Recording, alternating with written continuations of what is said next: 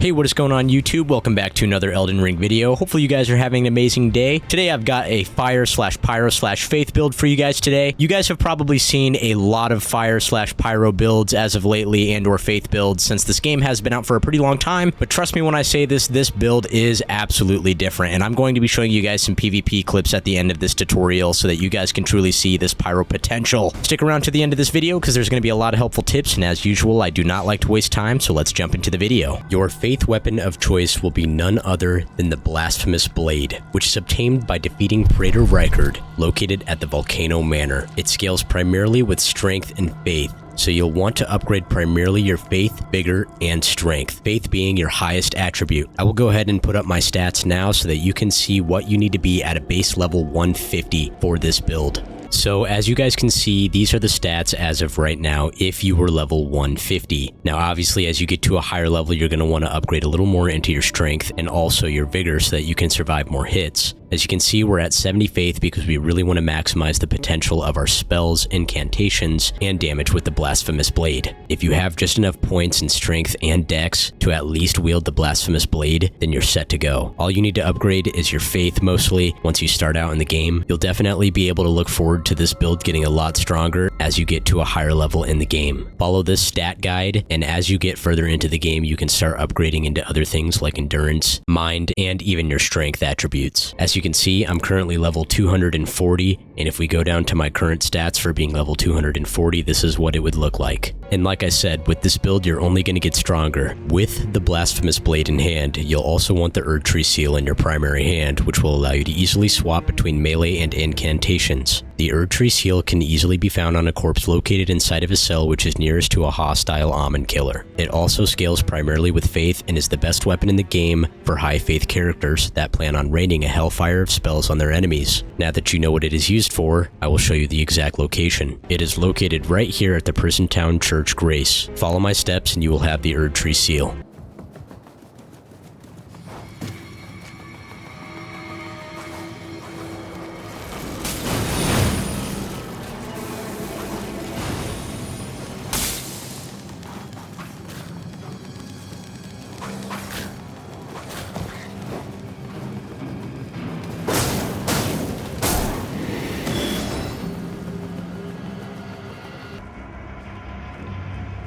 In your offhand, you will be using a sacred seal known as the Giant Seal. It will boost various fire attacks like Giant's Flame incantations and Fire Monk incantations by a whopping 20%. It is located inside Giant Conquering Hero's grave. You'll have to defeat a fire prelate and continue down towards the right side of the room for a corpse holding the seal. I will now show you the location of where the seal is.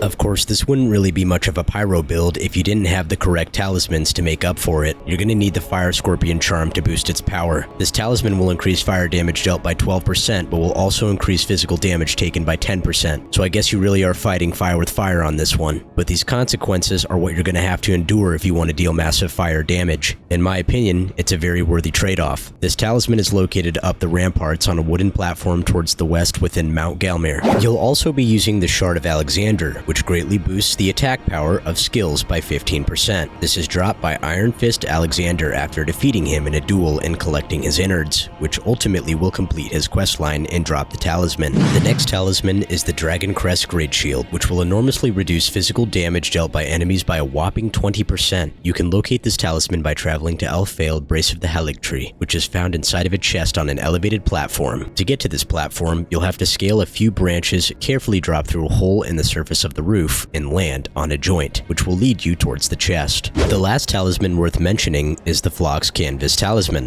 which increases the potency of incantations by 8%. You can obtain this talisman by killing Gowry, but only when he's upset and visibly crying. Completing Millicent's questline, whether you kill or help her, will put Gowry into a state of sadness, and you will notice that he's visibly upset and crying. This is when you need to kill him in order to get the Phlox Canvas Talisman. You can locate Gowry and his questline at Gowry's Shack, located in eastern Caelid, just before reaching Celia, Town of Sorcery. For the armor you'll be wearing, we have to take three things into consideration: the amount of poise, the amount of protection, and the equip load. Poise will quickly determine your resistance to staggering and flinching when enemy attacks land on your character. This invisible poise bar depletes after each attack an enemy lands. When it reaches 0, this activates a stagger animation for your character. You'll want an armor set which can provide plenty of protection, minimal equip load, and still provide 51 points of poise, which is just enough to withstand and stop most standard PvE attacks from triggering a weak stagger. With that being said, of course, you'll want to obtain the Blade armor set, which is awarded to you after completing Ronnie's questline. With only these 3 armor pieces, you'll notice that you already have 51 poise.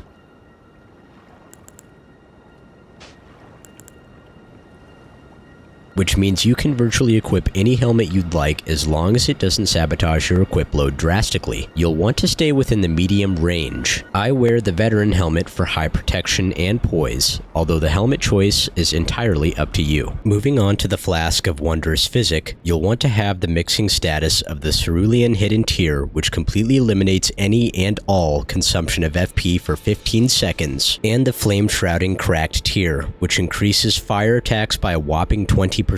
One thing worth mentioning is that this effect will stack with the Fire Scorpion Charm Talisman, which can equate to a massive 32% damage increase in fire incantations and skills. The Cerulean Hidden Tier is located at Mount Gelmir and is dropped from the Ulcerated Tree Spirit at the Minor Erdtree, east of the Road of Iniquity Site of Grace. The Flame Shrouding Cracked Tier can be located at the Minor Erdtree in Caelid, east of the Smoldering Church, and is dropped by a putrid avatar guarding it. Now, to the fun part. Your flame incantations. I will be giving you a set of spells to use based off of how effective it is in PvP and PvE scenarios, so listen carefully. The first spell is the Giant's Flame Take Thee spell. This spell is incredibly effective in PvE and relatively effective in PvP. It can be charged for additional 10% plus damage, and it also gains a bigger explosion radius on top of that. It is also one of the highest damage ranged attacks in the game and will be your go-to spell in most scenarios. You can purchase this spell from Brother Corin or Muriel, Pastor of Vows, after giving them the Giant's Prayer Book for 13,000 runes. Giant's Prayer Book is inside a chest at the very top of Guardian's Garrison in the mountaintops of the Giants. It is in a tower behind NPC mini-boss Chief Guardian Arganthy, up the ladder. The next spell which is necessary for this build is a defensive spell. It's called the Black Flame Ritual and can summon a circle of black flame pillars around the caster. It is useful in PvP and PvE because it creates distance between you and your enemies, allowing for healing or an advantageous high ground where you can attack from. It is located in Spirit Caller Cave and is dropped by the Spirit Caller Snail, which will also summon the Godskin Apostle and Godskin Noble in a consecutive boss encounter. This will also be a go-to spell to create much needed space. Your third incantation will be O Flame, which sparks hot fire straight out of your hand into your enemy's now melted face. You can spam this ability as it is incredibly useful in both PvP and PvE, allowing you to violently counterattack aggressive enemies with a high damage fire blast. You can purchase it from Brother Corin or Muriel, Pastor of Vows, after giving either the Fire Monk's Prayer Book. The Fire Monk's Prayer Book is located at Lernia of the Lakes on a corpse in a Fire Monk outpost in the southern landmass. Now moving on to the highest damage fire incantation in the game, Burn O Flame. This enchantment allows users to raise a series of pillars of flame around themselves. Damage can be extremely high against large enemies when multiple pillars hit, though even a single pillar does significant damage. This spell is useful in PvE more than it is in PvP, mainly because this powerful spell requires an excellent timing to reach its full potential. If you master its timing, the spell can be a formidable spell in PvP especially. It has a long charge time, but that can be rewarding if utilized properly. To acquire this spell, you'll need to slay the fire giant and trade the remembrance of the fire giant with Anaya at the round table hold.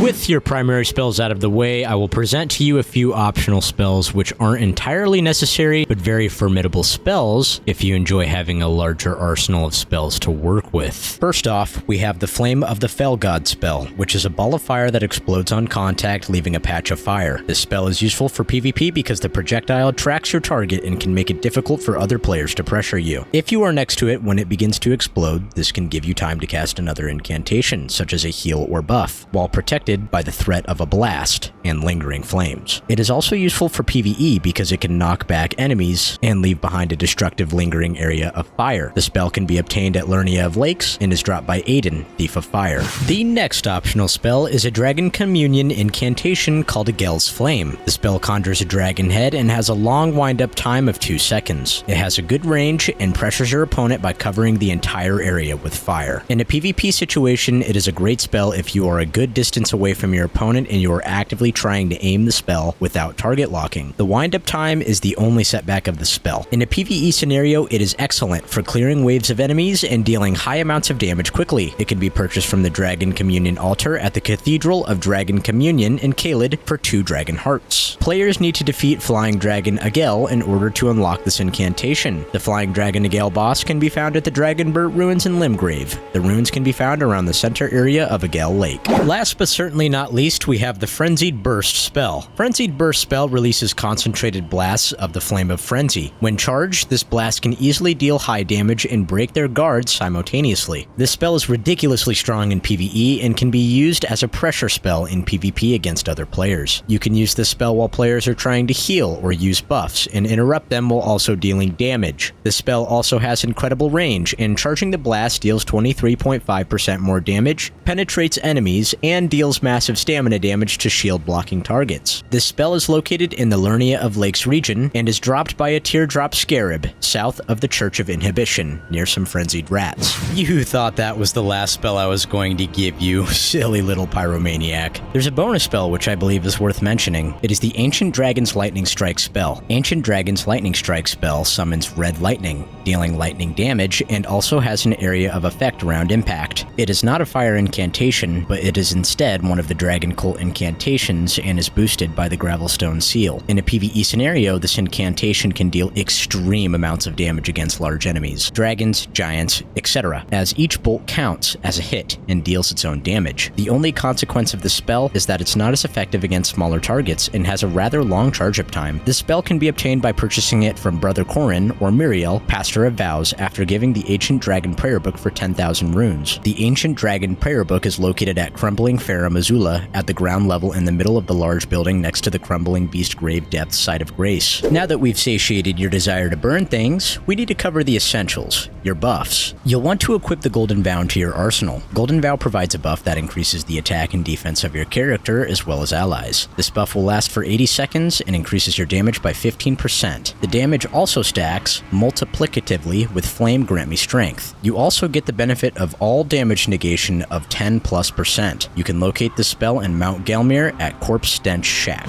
You'll want to also grab the respective Flame Grant Me Strength incantation to maximize your pyro potential. The Flame Grant Me Strength spell raises physical and fire affinity attack power. It is a Fire Monk incantation and increases physical damage by 20%, fire damage by 20%, lasts for 30 seconds, and stacks multiplicatively with Golden Vow, a truly necessary buff for your arsenal. Now that I've explained all of your equipment, talismans, spells, and buffs, I will include a few clips of PvP to further showcase this ultimate Pyrofaith build. Enjoy.